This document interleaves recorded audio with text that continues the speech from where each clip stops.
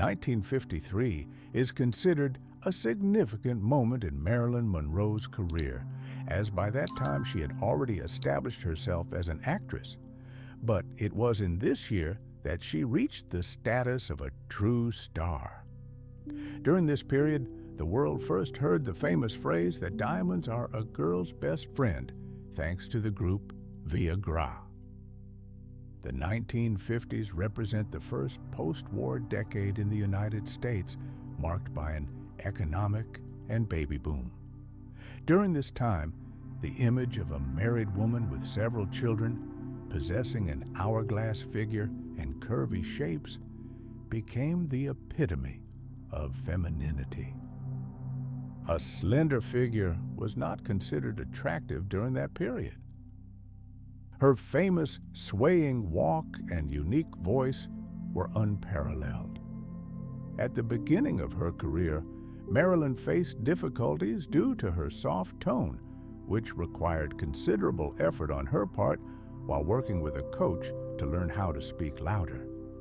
Ultimately, it was her voice that became her trademark and, likely, a key aspect of her appeal. Marilyn's naivety combined with her sexuality created a unique effect. This was essentially a state control of morality. The code prohibited the use of profanity, nudity, and sex scenes in films, while displays of violence, immoral behavior, and prolonged kisses, especially with antagonists, were also discouraged. And these were not the only restrictions. The ban on depicting sex in films will not stop people from seeking intimacy. In 1955, the film The 7-Year Itch was released, famous for the scene with the rising dress. A few years later, the film Some Like It Hot came out, known in the Soviet Union as Girls Prefer Jazz. By the early 60s, Marilyn Monroe had become one of the most famous women in the world, adored both in America and overseas. Millions of people dreamed of talking to her, meeting her, or getting her number. However, her life was soon to change. On an early Sunday morning in August 1962, Marilyn would be found dead in her bedroom. At the same time, FBI agents would visit the office of the local telephone company to seize her call records. Can we speak of suicide or murder? To understand this, let's start from the very beginning. The drama of Marilyn Monroe began even before her birth. Charles Gifford, who was her boss and lover, learned of his partner's pregnancy and, unwilling to embrace family life, disappeared. On June 1st, 1926, a girl was born who would later become known to the whole world as Marilyn Monroe. For her parents, this event brought no joy. For the first 20 years of her life, she would be called Norma Jeane. Her mother was 24 years old, eager to live her own life, and did not want the challenges associated with growing up as a single mother. She placed the girl in an orphanage. According to Marilyn, it was the worst place in the world. She could not come to terms with being in an orphanage and claimed that she was constantly subjected to bullying. At the age of 6, Norma Jeane declared for the first time that she wanted to become an actress, and her guardians, the Bolenders, reacted sharply. Being devout, they forbade the children from watching movies. "We go to church while they go to the cinema," they would say. Norma Jeane could not come to terms with being in the orphanage, which left her with a negative impression of the place. When asked how she coped, Marilyn replied that in the eyes of every orphan, there reflects an immeasurable emptiness and loneliness. Nevertheless, the girl continued to move from one family to another, periodically living with one set of relatives or another. According to Marilyn, it was during this time that she encountered abuse, although she did not specify with whom it occurred. This fact remains in question, although circumstantial evidence supports it. Until the end of her life, Marilyn suffered from low empathy, finding it difficult to maintain long-term relationships. She was also plagued by nightmares, shame, and suicidal thoughts. All these consequences are often experienced by adults who have endured abuse in childhood. In the orphanage, it was decided to marry off Norma Jeane, and a suitable candidate was found right in the neighboring house. At the age of 16, without finishing school, Norma Jeane got married for the first time. The young couple settled into a modest home. Both spouses noted that they were almost strangers to each other. Nevertheless, this unsuccessful marriage became, to some extent, the beginning of Norma Jeane's Hollywood career. A few years after the wedding, James Dougherty became a sailor on a merchant ship and set off on a long journey across the Pacific Ocean. 18-year-old Norma Jeane moved in with his parents, who arranged for her to work at a factory that produced remote-controlled airplanes. One day, a photographer arrived who was the first to notice that the camera uniquely captured the magic of Norma Jeane. She assembled a portfolio and submitted it to a modeling agency. At the modeling agency, her looks were described as the girl next door, simple and friendly, someone you could easily encounter nearby. She participated in numerous photo shoots. Photos of Norma Jeane adorned the covers of both American and international magazines. Later, the modeling agency suggested that she dye her hair, and she became a blonde. At that time, her husband, James Dougherty, was docked in Argentina and accidentally saw a magazine with her image on the cover. "Look, this is my wife," he boasted to the sailors, receiving skeptical smirks in response. After several test shoots, Norma Jeane signed a one-year contract with a rather low fee. One of the studio executives noted that her name was not suitable for a movie star and suggested renaming her Marilyn. She used her mother's maiden name, and thus the actress Marilyn Monroe was born. Norma Jeane changed not only her name, but also her life priorities, aiming to focus on her acting career. Soon after, the couple divorced within the first year of her contract. Marilyn Monroe played several minor roles, which often boiled down to lines like, "That's Marilyn, 2 words and 2 seconds on screen." After a year, her contract was not renewed due to the large number of other talented actresses. Now, everything depended solely on her, and the times without a contract became extremely difficult. Although she was occasionally offered rare photo shoots, it was sometimes not enough even for food. Finding herself out of work, Marilyn discovered an engaging hobby. Even 10 to 20 years ago, it was common practice in Hollywood to advance careers through intimate relationships, reflecting the predominance of men in the industry. At that time, Hollywood hosted parties where influential figures in the industry gathered alongside young, attractive women. Many of them sought to make connections in order to enter the world of big cinema. Marilyn found a studio mentor, a man around 70 years old. Thanks to Shink, she signed a 6-month contract with Columbia Pictures and landed a role in the low-budget musical film The Chorus. Marilyn played a supporting role. Interestingly, in the 1950s, when she became a celebrity, Paris studios re-released the film with new posters that prominently featured the name Marilyn Monroe. The contract with Columbia and Schink's support came to an end, leaving Marilyn once again without work. In search of a new patron, she turned to John Nihei, the vice president of one of the leading talent agencies, who was deeply infatuated with her in his 50s. They began an intimate relationship. Thanks to his support, Marilyn secured roles in the films The Asphalt Jungle and All About Eve, which were successful both with audiences and critics. In 1951, both films received numerous Oscar nominations.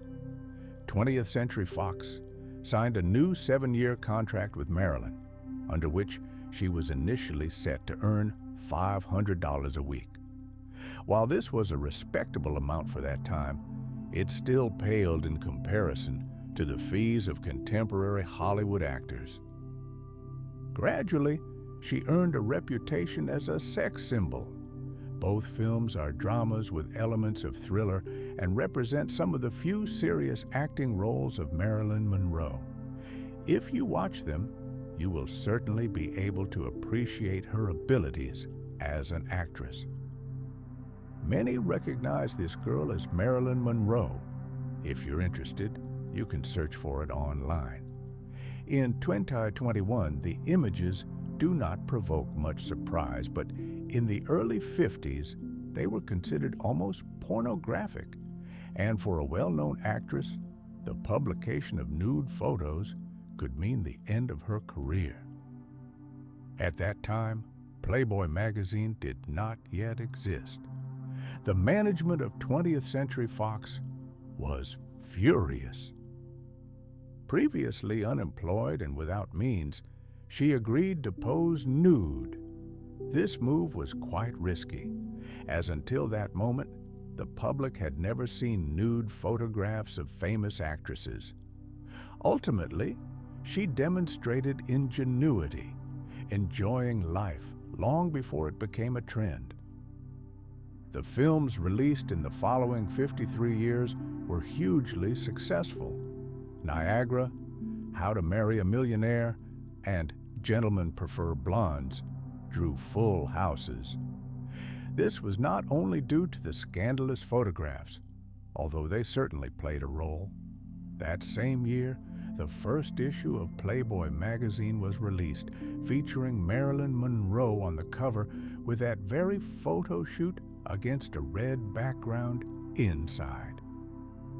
She went a long way to achieve this success. Gentlemen Prefer Blondes is a musical with songs and dances, and Marilyn Monroe meticulously worked on every movement. She trained with a vocal coach and choreographer, and after long shooting days, she continued to rehearse. This is why her fees seemed like a glaring injustice.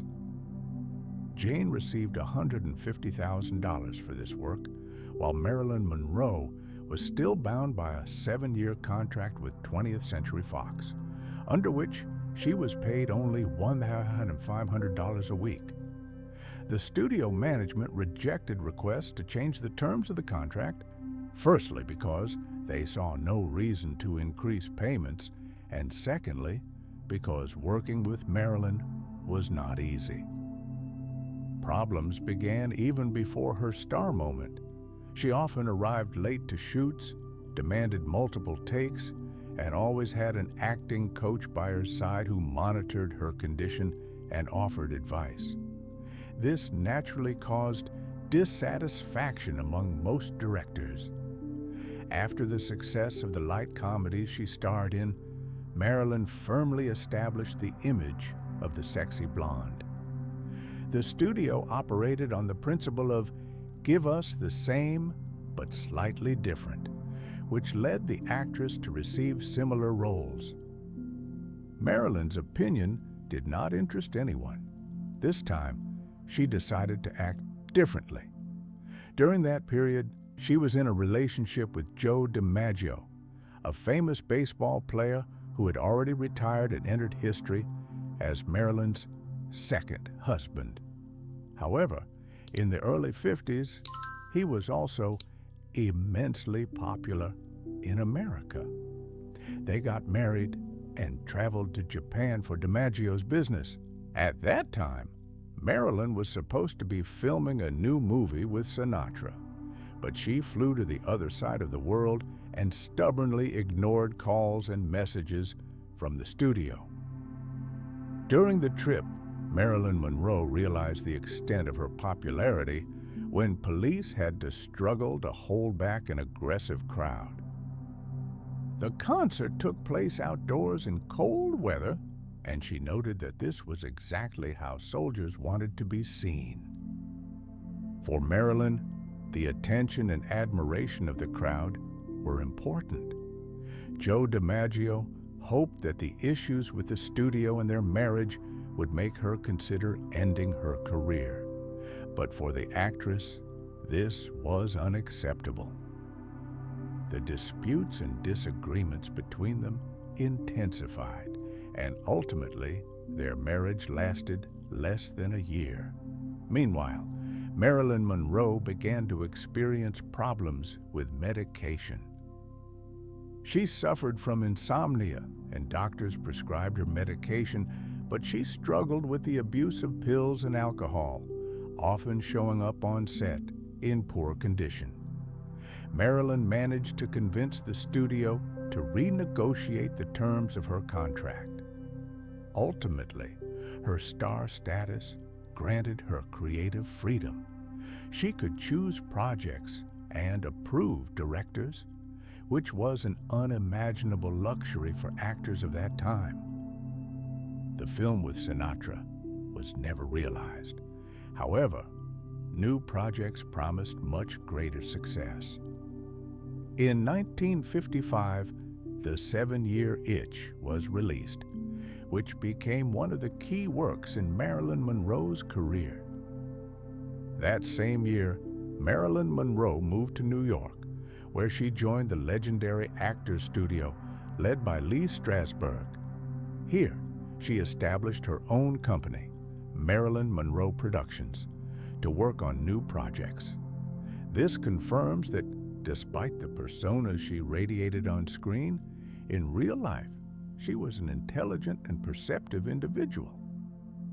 During this period, Monroe began seeing a psychotherapist, which coincided with her romance with the renowned playwright Arthur Miller, recognized as an intellectual of his time. A year later, they got married, and the couple returned to Los Angeles for further work. However, issues with pills and alcohol continued to surface. The actress sometimes struggled to utter even a simple phrase, causing filming to be interrupted. She became pregnant twice.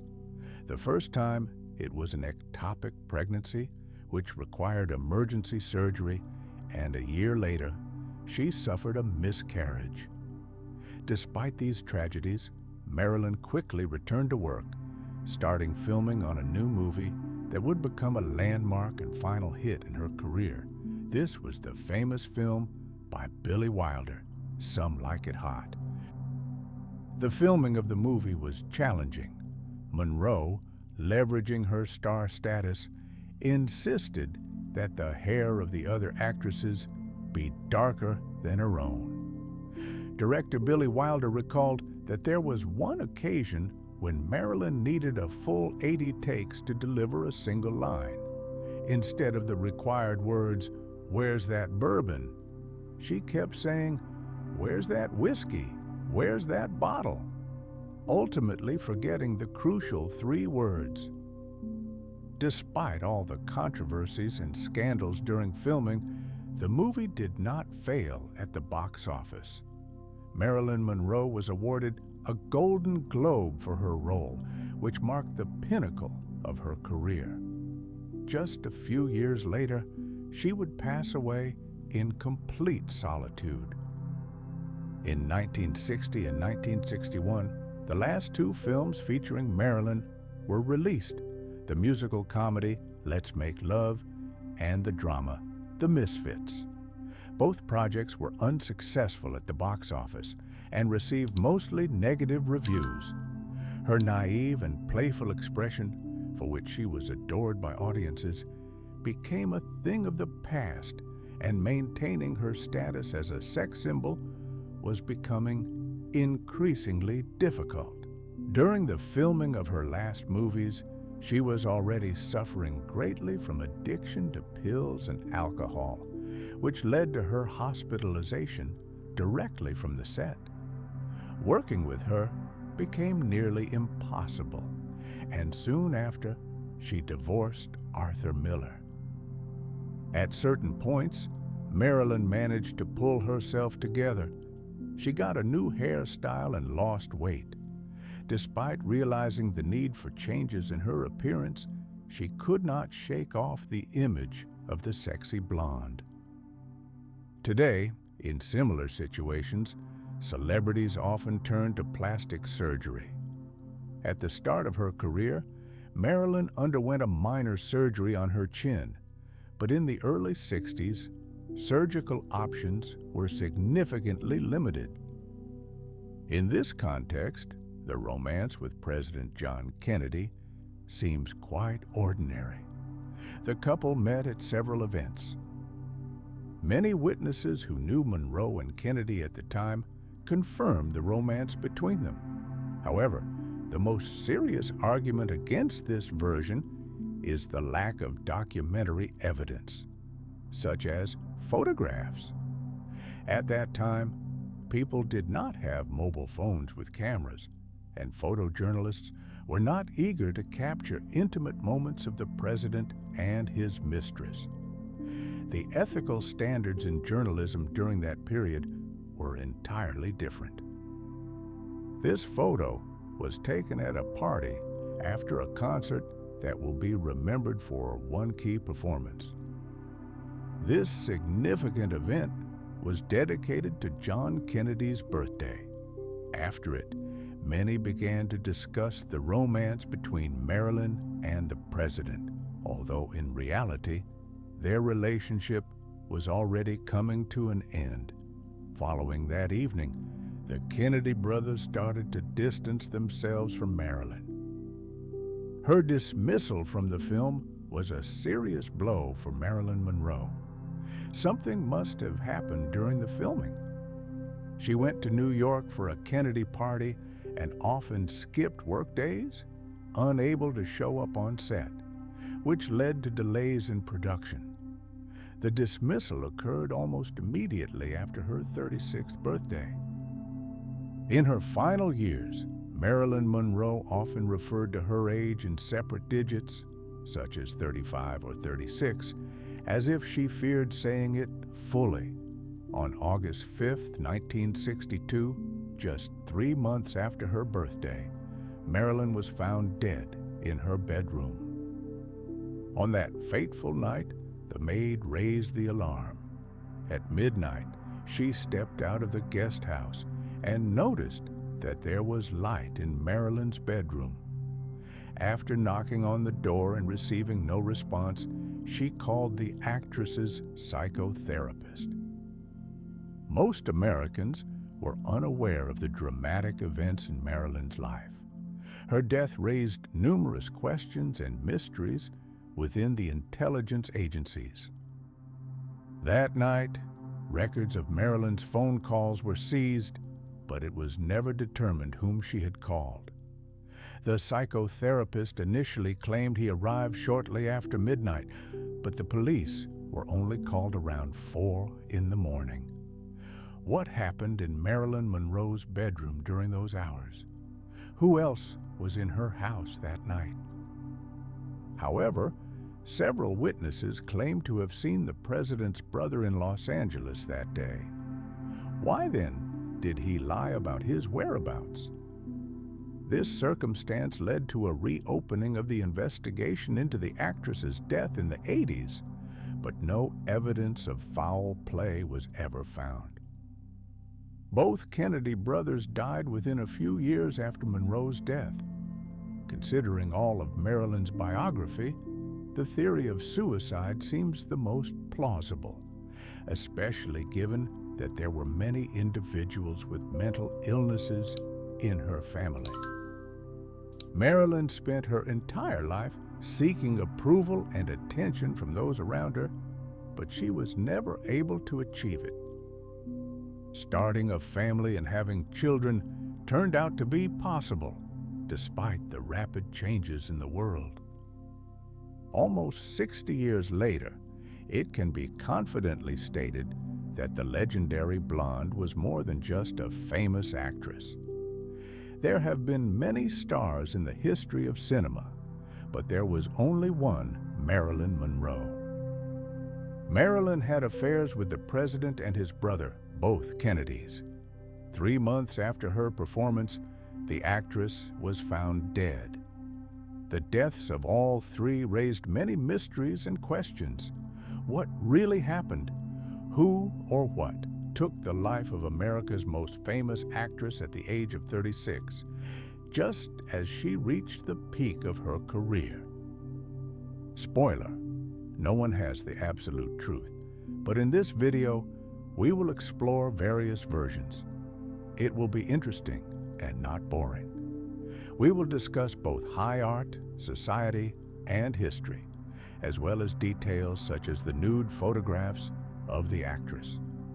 I will also talk about the public and private life of the cinema icon, what she hid, and who this actress, model, and sex symbol really was. Yes, while preparing this video, I carefully watched 5 more films. If you are not a film buff and are relatively young, you may not have seen any movies featuring the legendary blonde. But that doesn't matter. Even without watching the films, everyone knows who Marilyn Monroe is, what she looks like, and what she symbolizes. What is the secret? Although her last film was released 60 years ago, Marilyn Monroe remains one of the most recognized symbols of American culture. Allow me to share a bit of history.